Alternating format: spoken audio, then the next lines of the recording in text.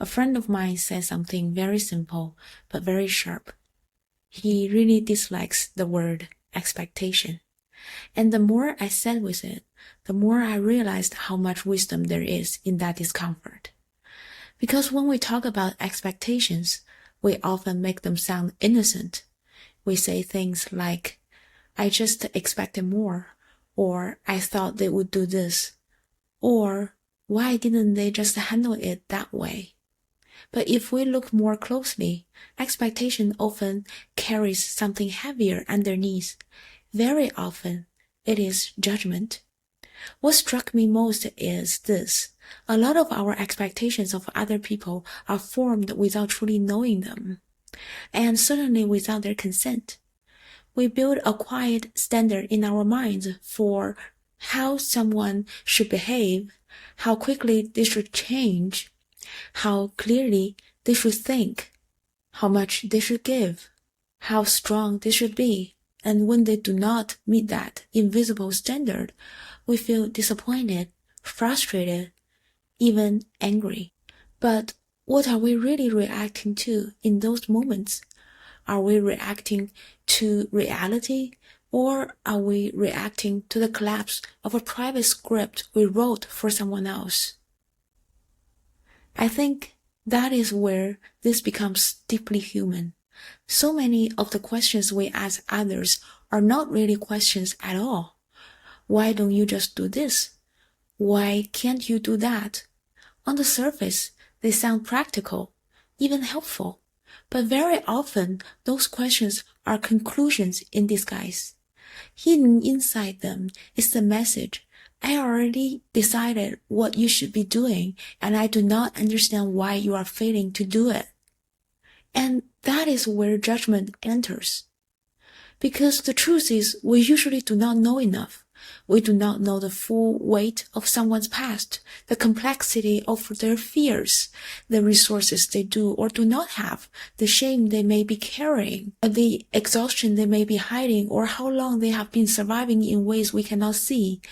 So much judgment comes from the belief that because something is obvious to me, it must also be obvious, available, and doable for you.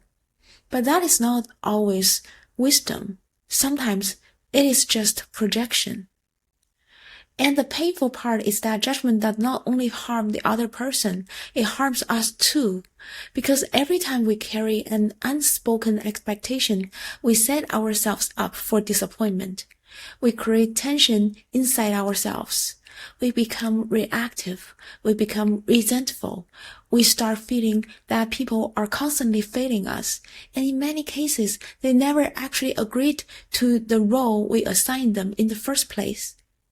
That realization feels both humbling and liberating. Humbling because it reminds me how little we really know about another person's interior world. Liberating because it means we do not have to keep suffering under the weight of expectations that were never spoken, never shared, and never agreed upon. And I think there is a more mature alternative here. Not indifference, not the absence of standards, but a shift from judgment to curiosity, from reaction to understanding, from control to constructive care. Instead of asking, why don't you just do this?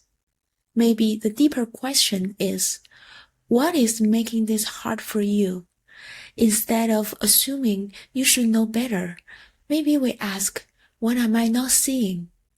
Instead of rushing to fix, maybe we first try to understand whether the person wants space or simply to be heard.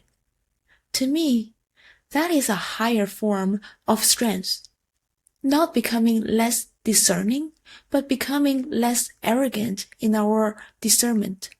Not losing standards, but holding them with more humility. Because understanding someone does not mean agreeing with everything they do. Compassion does not mean a lack of judgment in the practical sense. It simply means we stop turning ourselves into judges of a story we do not fully understand.